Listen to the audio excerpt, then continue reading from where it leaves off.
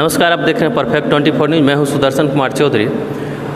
पत्रकारिता से जन सरकारिता के में आज हमारे साथ बिहार दरोगा में सफल एक हैं युवा हैं। किस तरह से तैयारी किए, जो बिहार दरोगा में अंतिम रूप से इनका सफलता मिला है, सफलता की जो कदम होती है उसको इन्होंने चुनने में सफल हुए हैं। तो इनका परिचय जानेंगे और जानेंगे क्या कुछ इनका स्ट्रेटजी रहा है जिसके कारण ये दरोगा परीक्षा में अंतिम रूप से चयन हो सके हैं। तो स्वागत है आपका परफेक्ट 24 न्यूज़। बहुत बहुत धन्यवाद जी। परिचय अपना देंगे सर, मेरा नाम विनीत कुमार हुआ, घर भटगामा।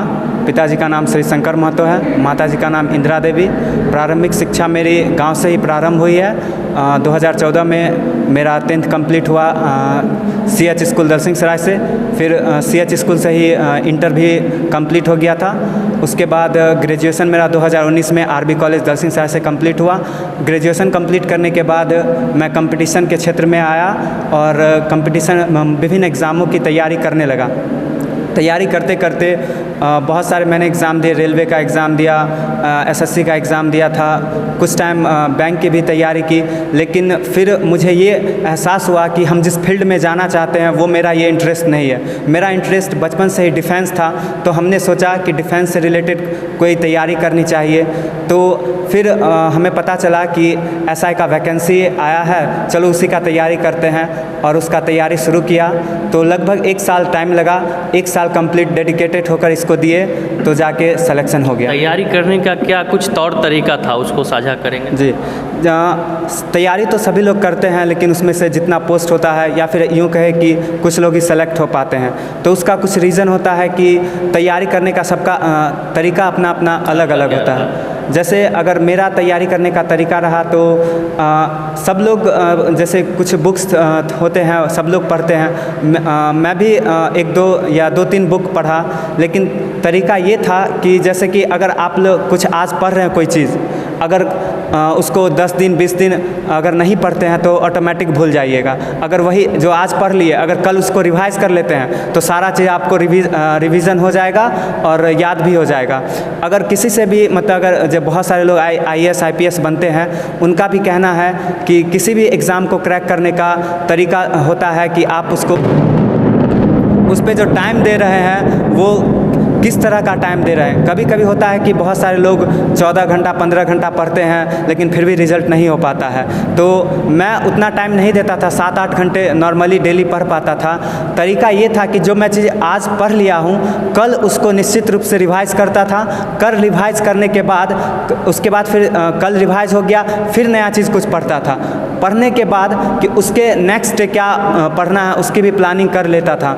और सबसे बड़ी बात यह है कि अगर हम एक चीज़ जो मैंने आज पढ़ा है उसका 1 सप्ताह के अंदर मैं 3 बार रिवाइज़ कर लेता था। जैसे अगर आज कुछ पढ़ा, कल रिवाइज़ हो गया एक बार, फिर क्या होता था लास्ट में वीक के 2 दिन या फिर 1 दिन संडे को सप्ताह में जो 1 सप्ताह के अंदर टोटल चीज़ जो मैंने पढ़ा उसका रिवीजन कर लेता था। हम पूछना चाहेंगे कि स्टडी मटेरियल की जो बात होती है तो कुछ कोचिंग विशेष स्टडी मटेरियल जो उपलब्ध कराते हैं, कहते हैं इसमें हमारा 100% रिजल्ट आएगा, ये कुछ क्या आपको लग रहा है? देखिए, ऐसा कुछ बात नहीं है।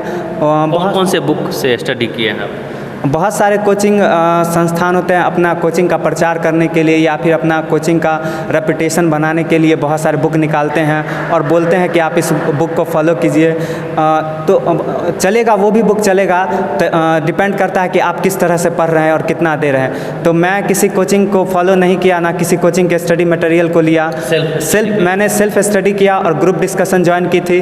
तो ग्रुप डिस्कशन से ये होता है कि आप बहुत चीज़ों को अगर नहीं पढ़ पाते हैं तो वो आपका ग्रुप डिस्कशन में डील हो जाता है, यानी कि क्वेश्चन रिपीट होते रहता है तो आपके माइंड में क्वेश्चन आता है। इससे क्या होता है कि आप कुछ चीज़ों को नहीं भी पढ़े हैं तो एग्ज़ाम हॉल में क्या होता है कि अगर क्वेश्चन सामने में आ गया तो आपके माइंड में रहेगा कि इससे रिलेटेड क्वेश्चन या फिर ये क्वेश्चन डिस्कस हो चुका है, तो आप थोड़ा सा अपना माइंड यूज़ करके उस क्वेश्चन को डील कर सकते हैं। अंत में आपसे पूछना चाहेंगे, जो दरोगा की तैयारी करना चाहते हैं आज के युवा, जो इस मुकाम तक पहुंचना चाहते हैं, उनके लिए क्या संदेश देना चाहेंगे? देखिए, जो लोग तैयारी करना चाहते हैं उनके लिए मेरा एक ही मैसेज होगा कि वो पूरे दिल से तैयारी करें। ऐसा है कि आपको कभी कभी तैयारी करते करते फ्रस्ट्रेशन होगा, लगेगा कि हमसे नहीं हो पाएगा, लेकिन अगर आप कंटिन्यू उसमें लगे रहेंगे तो एक न एक दिन सफलता ज़रूर मिलेगी। तो आप माइंड सेट कर ले कि हमको करना ही करना है, चाहे कोई भी एग्ज़ाम हो वो हो जाएगा। माइंड सेट करने के साथ साथ आपको उसमें कंटिन्यू देना पड़ेगा। बहुत बहुत धन्यवाद जो आपने अपना बहुमूल्य समय परफेक्ट 24 न्यूज़ परिवार को दिया और अपना जो स्टडी करने का तरीका था, तौर तरीका, उसे साझा करके तमाम दर्शकों को बताया। बहुत बहुत धन्यवाद।